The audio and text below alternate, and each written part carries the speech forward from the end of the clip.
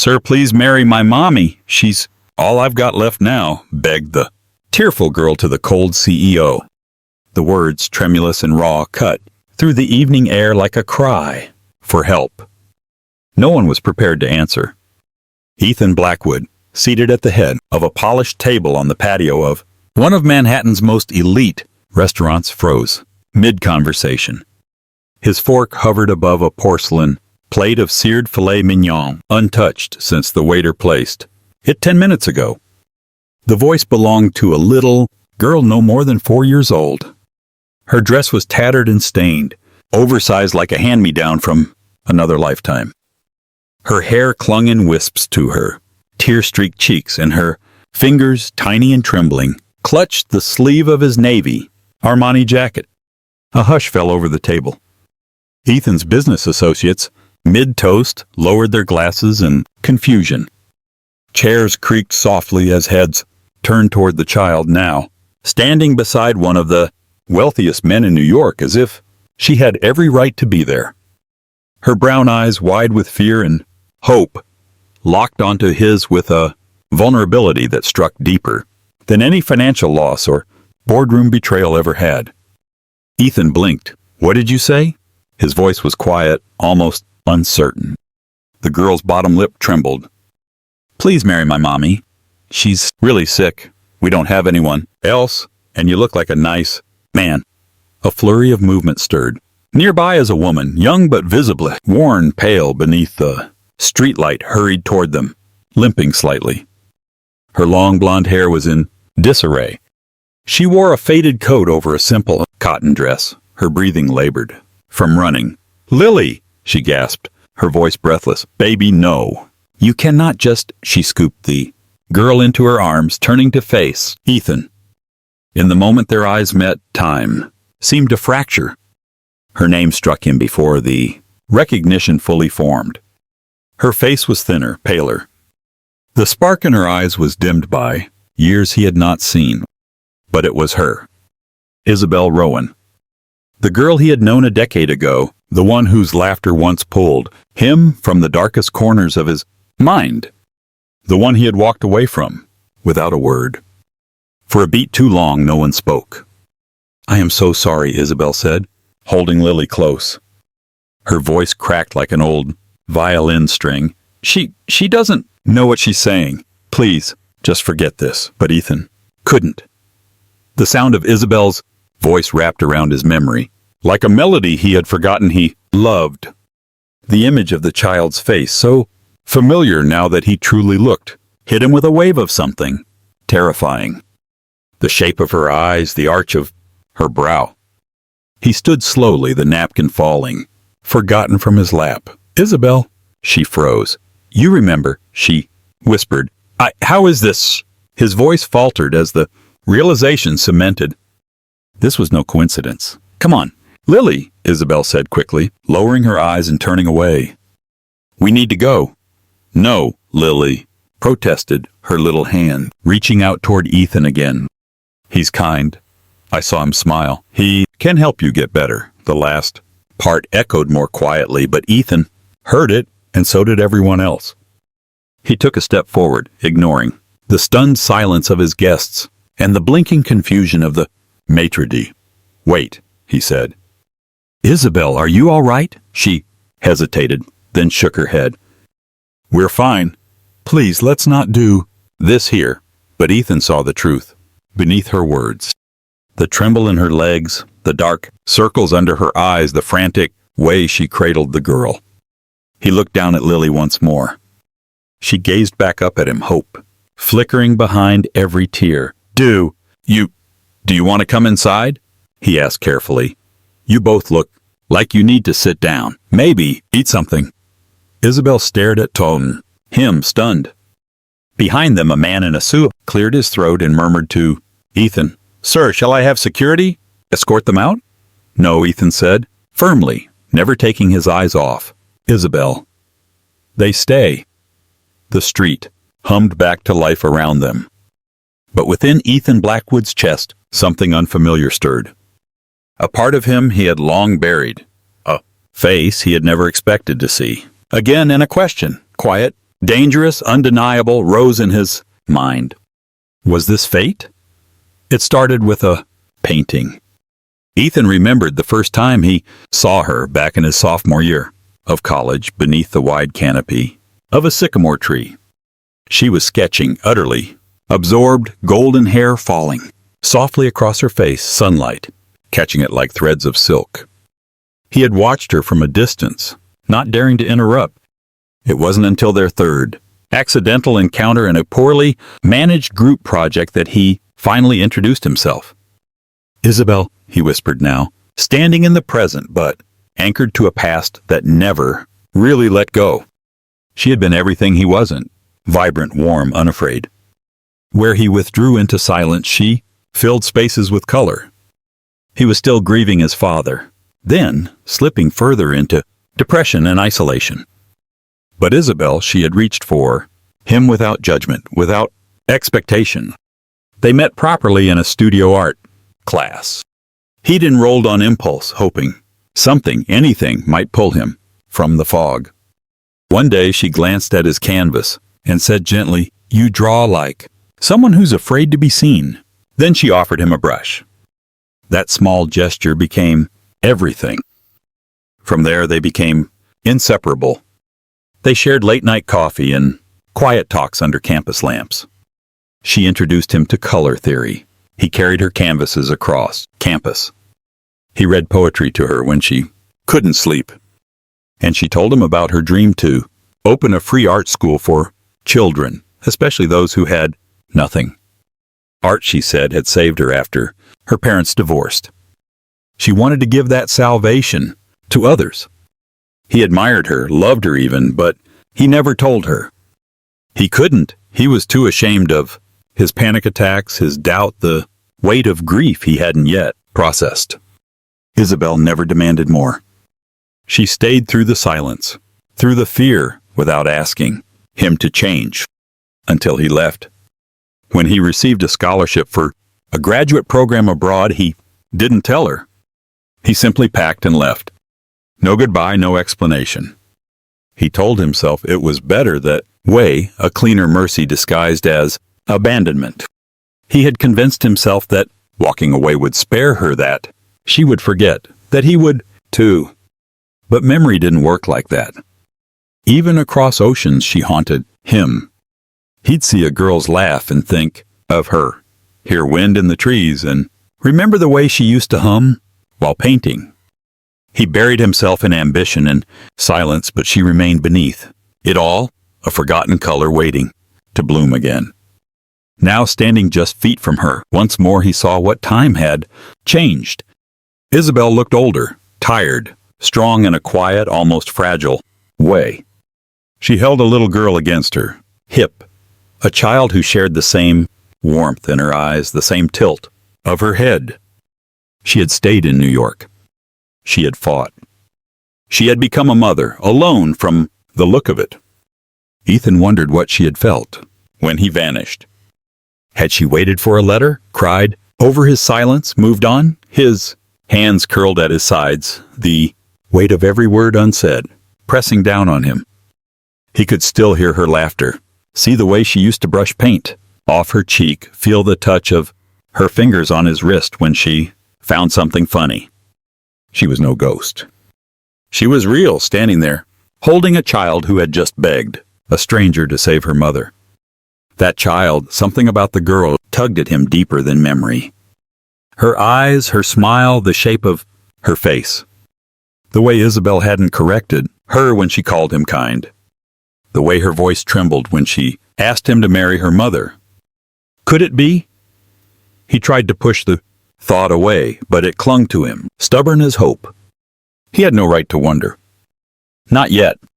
But now he could no longer pretend. Isabel was just a piece of the past. She was here hurting. And maybe, just maybe, he still had time to make one thing right. It began with an unease, a quieting in Ethan's chest that refused to go away after that night. Isabel had insisted they were fine, had tried to pull Lily away. But her eyes, sunken, tired, guarded, told another story. Ethan could not shake it. Something was wrong, deeply wrong. He made a single phone call, one that broke every boundary of personal and professional protocol. Within hours, he had her full name, address, and a summary of her medical history placed on his desk. He told himself it was out of concern, that he was just trying to help. But the moment he saw the bold letters at the top of the file, congestive heart failure, degenerative valve disease, uninsured, his hands clenched into fists. She was dying. Living alone with a child, taking odd jobs, skipping appointments. Her condition was worsening rapidly. A transplant was her only hope, but the wait list was long and her eligibility unstable without consistent care or insurance. She had not even been to a cardiologist in 3 months. Ethan stood in the middle of his office, the file trembling in his grip. The woman who had once been his entire universe was quietly fading out of hers, and she had said nothing. His next move was impulsive. He drove to the small apartment she shared with Lily, a narrow walk-up with peeling paint and rusted mailboxes.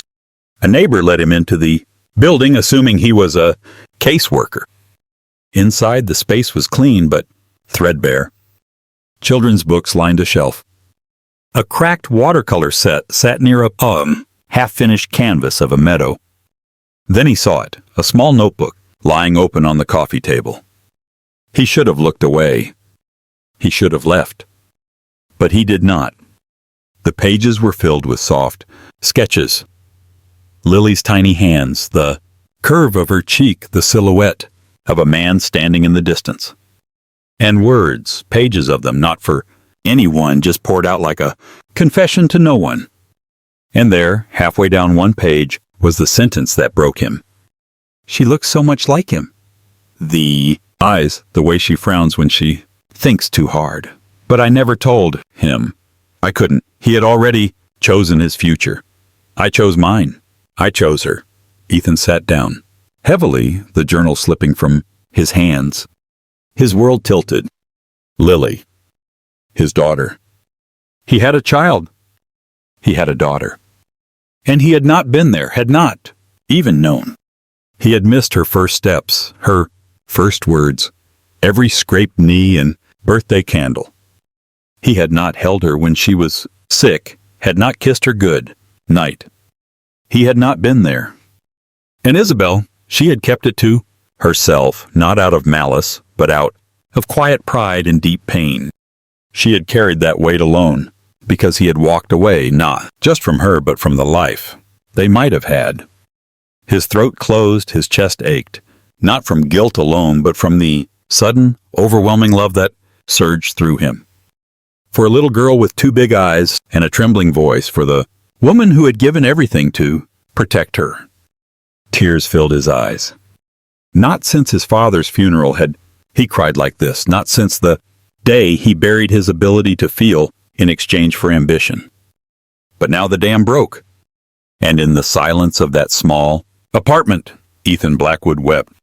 For the years lost, for the truth buried, for the 2 lives he had never meant to abandon, and for the fragile hope that maybe, just maybe, it was not too late to return.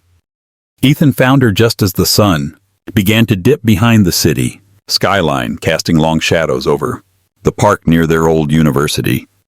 Isabel sat on a bench, Lily beside her, cradling a worn sketchbook in her lap. It was the same sketchbook she used. In college, he realized, the cover, now frayed, the corners bent, its pages likely filled with years of stories told in color. He had rehearsed this moment over and over on the drive there, what to say, how to say it. But now, standing just feet away, he felt every word fail him. Isabel looked up as if sensing him before she saw him. Her expression did not shift, not anger, not surprise, just a quiet steel in her eyes that braced for whatever storm he brought. "I need to talk to you," he said softly. She glanced at Lily, who was engrossed in drawing something on the page. "Walk with me," she replied without looking up, rising slowly. They strolled in silence for a stretch, the air between them thick, with everything unsaid. Finally, Ethan exhaled. "I know," he said. Her steps slowed. "Know what?" He met her eyes. That lily is mine. A pause. Just a breath. And then she looked away. I found your journal, he added gently. I read what you wrote. I'm sorry. I had no right. But I know now. Isabel stopped walking. You had no right, she agreed, her voice cool but calm. But I figured you would find out eventually. He nodded, swallowing hard. I want to be there for her, for both of you. She turned to face him, arms crossed against her chest. Now? After all these years?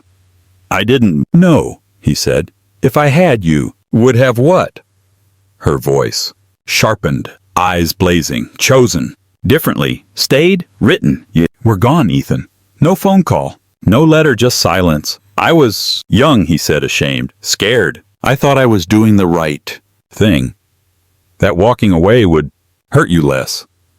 It didn't, she replied, her voice tight. It just hurt differently. He stepped closer. I cannot change the past, Isabel, but I can try to make it right now. She shook her head. You think right is just showing up with good intentions and money? Her laugh was short and bitter. You left me to raise a child, alone, scared and broke. I built our life, one scraped knee and sleepless night at a time.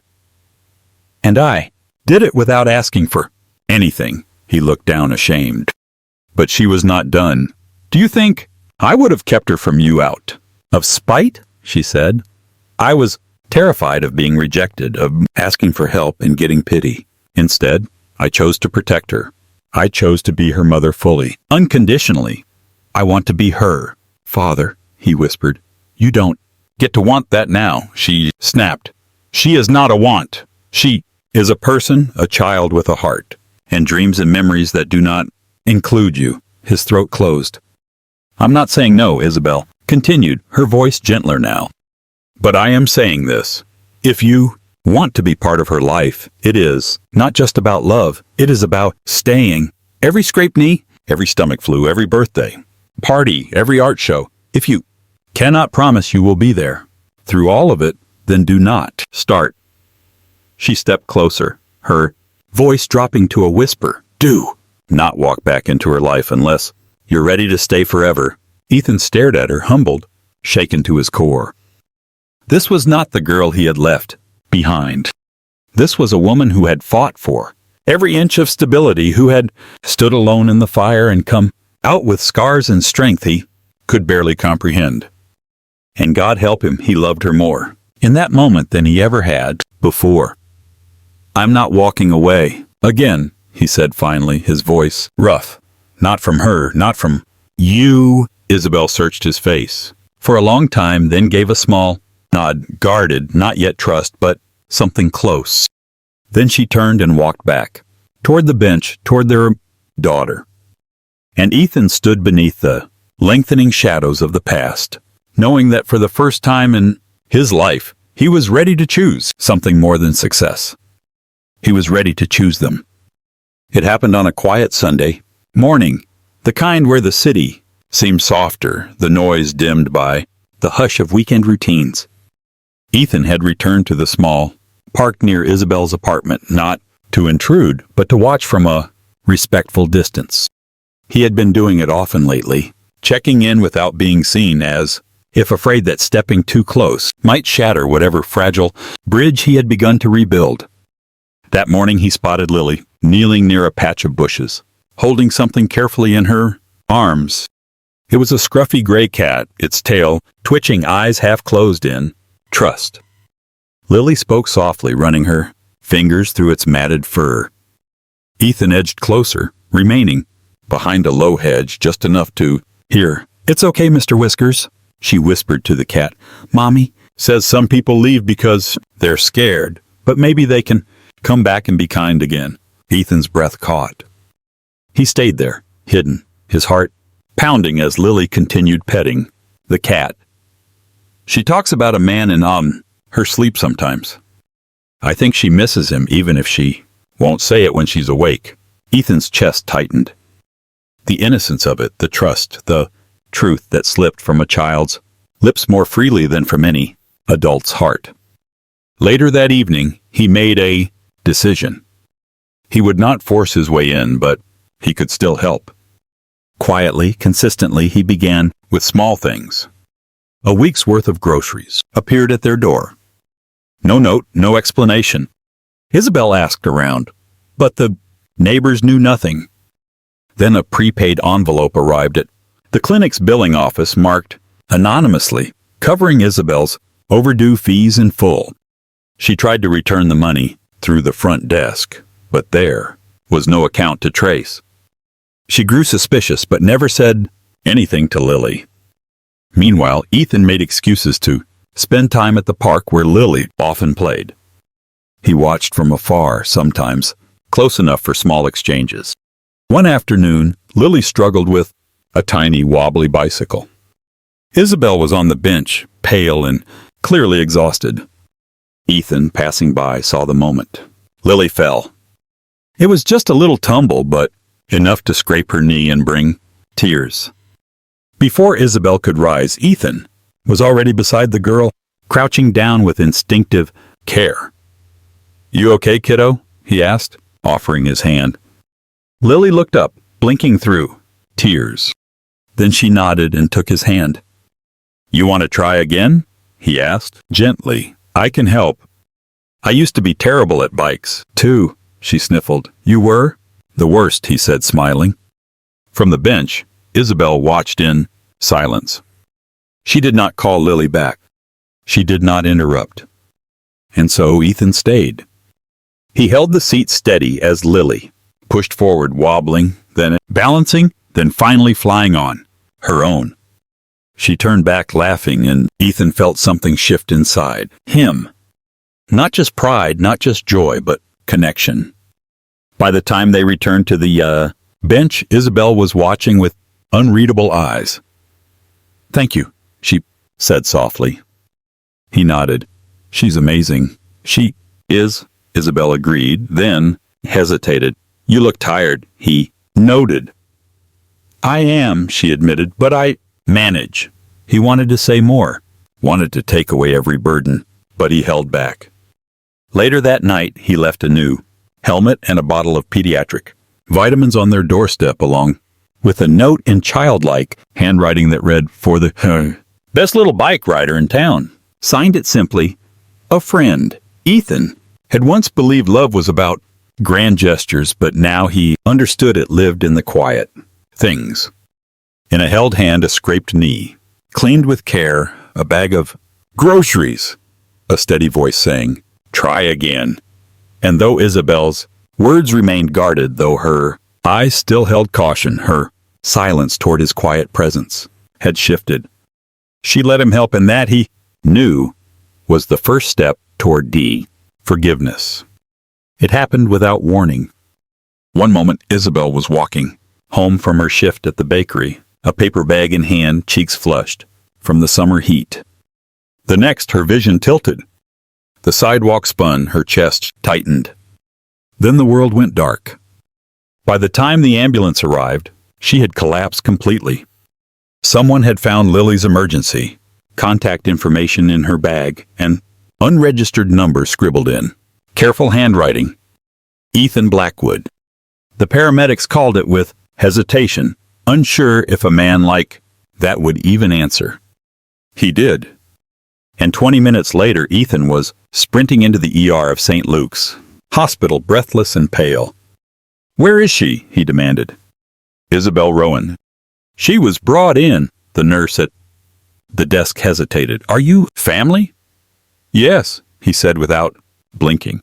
"I'm the only one she has." They let him through. Isabel lay unconscious, hooked up to monitors that beeped steadily, a pale contrast to her usually vibrant face. The doctor pulled him aside with a grave look. "Her heart's failing, faster than we anticipated. She needs emergency surgery. She's a candidate for a donor heart. We have a match available, but we need immediate consent and financial authorization." Ethan signed the papers before the doctor could finish the sentence. He paid the full amount up front, no questions asked. Lily arrived an hour later, escorted by a kind neighbor. She burst into tears when she saw her mother through the glass. clinging to Ethan without hesitation. "Is she going to die?" she asked, her voice small and cracking. "No," Ethan said, kneeling to her level. "She's going to be okay. I promise. The doctors are going to help her, but she needs someone to be there," Lily sniffled. "She gets scared when she's alone." Ethan lifted her into his arms. "She's not alone, sweetheart." "Not anymore." The night stretched, long and slow. Ethan sat beside Isabel's hospital bed for hours, his suit jacket folded over the chair, tie gone, sleeves rolled up. He never left the room unless it was to check on Lily, who curled up in a cot provided by the staff, holding tightly to a stuffed elephant Ethan had bought from the gift shop. He read to her from a book they found in the waiting area, some silly story about a bear who lost his hat and went on a wild adventure to find it. His voice was calm, steady, full of a warmth he didn't know he had. Eventually, Lily drifted off, her small hand resting against his. The nurses watched from the doorway, quietly whispering among themselves. "That's Ethan Blackwood," one said in awe. "The hedge fund guy." "Yeah, that's him," the other replied. "Never thought I'd see the day. He looks like a dad." Word spread quickly through the wing. The CEO, who had always appeared untouchable, was now gently cradling a little girl's head in his lap, holding her like she was the most precious thing in the world. Hours passed. Isabel remained in surgery. Ethan did not sleep. At one point, Lily stirred, her eyes fluttering open, and she looked up at him. Her voice was soft, drowsy. "Mr. Ethan?" she whispered. He brushed the hair from her face. "I'm here." She reached out and placed her tiny hand on his. "Thank you for being here, Daddy," she murmured, her words slurring with sleep. "Mommy said you were her favorite dream." Ethan's breath caught. He looked down at the little girl, his daughter, and felt something inside him break wide open. He had missed so much, but he was here now, and he would never leave again. He kissed her forehead gently. "I'm not going anywhere." In that moment, in that sterile hospital room filled with fluorescent light and the quiet hum of machines, Ethan Blackwood, CEO, businessman, billionaire, was no longer just those things. He was a father. And he knew that whatever happened next, he would spend the rest of his life making sure Lily and Isabel never had to dream of him again, because he would be real, present, and always there to hold their hands. The days that followed were a blur of waiting, prayers, and countless whispered promises. Ethan moved mountains behind closed doors. He made personal calls to every connection he had in the medical world, from hospital board members to the director of the National Transplant Registry. He reached out to a cardiac surgeon, renowned for handling the most complex transplant cases, and arranged for Isabel to be transferred to a top-tier facility. This was all done under the quiet umbrella of a charitable foundation he had funded in secret years before, but never once used for personal reasons. This time he did, without hesitation. When the donor match came through, he signed everything. He paced the sterile hallway during the surgery, heart in his throat, hands trembling in a way they never had in board meetings or billion-dollar negotiations. The procedure took hours, and then it was done. The surgeon emerged, peeling off his gloves with a tired smile. "She's strong." The transplant was a success. Ethan closed his eyes and exhaled, a quiet sob escaping his lips. 2 days later, Isabel opened her eyes. The light overhead was soft. Her body felt foreign, heavy, but alive. For the first time in months, she could breathe deeply without pain. Color had returned to her cheeks, and warmth spread through her fingertips like a sunrise breaking across her skin. Her gaze drifted to the figure, slumped in a chair beside her bed. Ethan!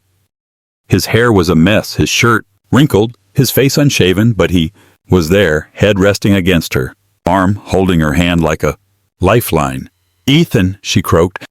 He jerked awake, blinking fast. then smiled with a look she had never seen before, raw relief, unfiltered love. "You're okay," he breathed. She nodded, still groggy. "The surgery? Perfect," he said. "You're going to be okay." She looked at him, really looked, and saw everything.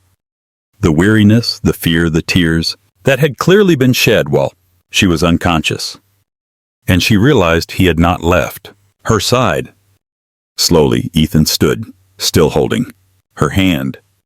Then, without a word, he knelt, not in desperation, but in devotion.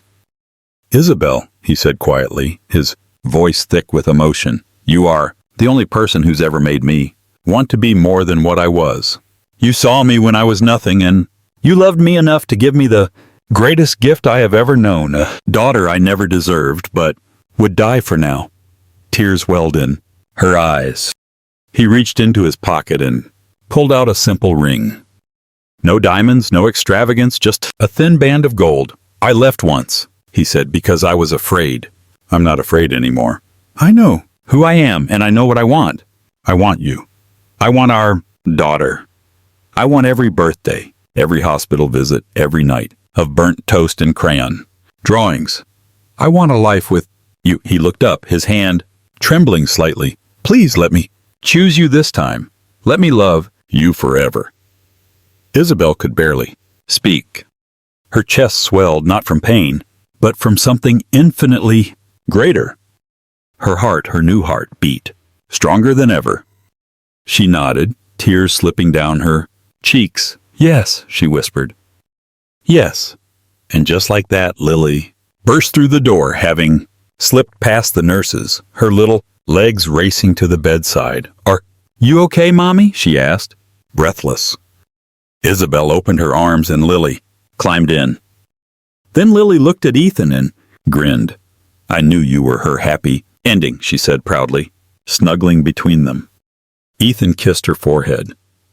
"No," he said softly. "She's mine." The garden was nothing grand, just a small patch of earth behind. Isabel's favorite community art center, surrounded by climbing, roses and ivy-covered trellises.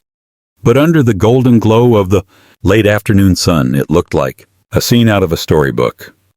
Chairs were lined neatly in two, rows, white linen fluttering gently in the breeze. Wildflowers dotted the aisle, hand-picked by Lily and arranged in colorful bunches inside jam jars. There was no orchestra, no chandelier, no marble pillars, only soft laughter, teary smiles, and a feeling of something sacred in the air. Isabel stood beneath a wooden arch wrapped in white ribbon, her golden hair cascading over her shoulders, now healthy and full of life. The pale skin that once betrayed her illness now glowed with a natural blush, her eyes sparkling as she adjusted the delicate lace on her simple cream-colored gown. She had never looked more radiant. Ethan stood across from her, dressed not in a tuxedo, but in a soft gray suit that brought out the depth in his eyes. No tie, just a boutonniere of white. Lily's idea, of course. He looked at Isabel like a man who had found the center of his world and had no intention of ever letting it slip away again. And between them stood Lily, barefoot in a flower girl dress that twirled when she spun, holding a small basket of petals she had, scattered with wild delight on them, walked down the aisle. Her cheeks were rosy, her grin wider than the sky. The ceremony was short, intimate. Every word spoken was rooted in truth, in pain overcome, and in love reclaimed. The vows were handwritten. Ethan's voice shook slightly as he read his. "You were always the light, Isabel. Even when I chose darkness, you taught me what love looks like when it stays. And now I promise to stay, to protect, to build a life with you. And Lily that honors every moment." We almost lost. Isabel's voice was soft but steady as she responded, "You gave me a second chance at life, at love, at family. I choose you today, tomorrow, and always." When the minister pronounced them husband and wife, Lily clapped the loudest, then leaped into their arms before they could even kiss. The small crowd erupted in laughter. The reception was held in the same garden under strings of light Ethan had helped hang the night before. There was no catering service, just homemade dishes from Isabel's friends, fresh lemonade, and a small two-tier cake decorated with painted frosting lilies, courtesy of Lily's eager fingers. During a quiet moment, Ethan knelt beside Lily at their table. The music had faded, replaced by the soft hum of conversation and birdsong. He took her small hand in his. "You know something, sweetheart," he said quietly. "You're the reason I came back. You're the reason I found Mommy again," Lily beamed. "Because I asked you to marry her?" Ethan chuckled. "Yes, but also because you reminded me who I used to be and who I want to be. You're brave just like her, and now we're a family." Lily looked down as if weighing his words. Then she smiled again, this time with a sweetness far beyond her years. "Thank you for choosing Mommy again, Daddy." Ethan paused, then leaned closer, brushing a kiss on her temple. "No," he said, softly. "Mommy chose me, and now I'll never let her go." At that moment, Isabel joined them, wrapping her arms around both. The three of them stood together, no longer broken pieces trying to fit but whole and complete. As the stars blinked to life above, their little family danced under the lights. Isabel's laughter, like wind chimes, Lily spinning in circles and Ethan watching them, both like the luckiest man in the South world. 5 years later, the Isabel Blackwood Center for Youth Arts was a symphony of color and sound. Sunlight streamed through large windows, illuminating walls covered in vibrant paintings and sculptures made from clay and recycled dreams. Isabel, her face full of life, moved through the room, offering a gentle word here, a guiding hand there. Her dream was no longer just a whisper. It was alive, breathing, and filled with the laughter of children. A 10-year-old Lily, her own fingers smudged with paint, was patiently showing a younger boy how to mix the perfect shade of sky blue. The door chimed, and Ethan walked in, not in a power suit, but in jeans and a soft sweater, a familiar, easy smile on his face. He had long since delegated the ruthless aspects of his company, finding a new kind of wealth in moments like these. "I see that chief artists are hard at work," he said, kissing Isabel's cheek and ruffling Lily's hair. "Daddy!" "You're just in time," Lily announced, pointing to a huge, freshly painted mural of a sycamore tree. "We finished our family tree." Ethan looked at the mural, his heart swelling. At its base were 3 figures, holding hands, a man, a woman, and a little girl. Its branches were filled with painted snapshots of their life, birthdays, beach trips, quiet Sunday mornings. It was a masterpiece of scraped knees, second chances, and unconditional love. "It's the best merger I've ever been a part of," Ethan whispered to Isabel, wrapping an arm around her. She leaned her head on his shoulder, her new heart beating a strong, steady rhythm against his. "Who knew," she said softly, "that a little girl's desperate plea on a Manhattan patio could build all this?" Their story was a testament to the fact that love, once lost, could return stronger and more beautiful than before. It was a quiet garden, a mended heart, and a family, finally and forever home. Their journey is a powerful reminder that the past doesn't have to define the future, and that sometimes the most broken paths lead to the most beautiful destinations. If this story of love, family, and second chances touched your heart, please subscribe to Soul-Stirring Stories. Join our community for more tales that heal, inspire, and remind us that it is never too late for a happy ending.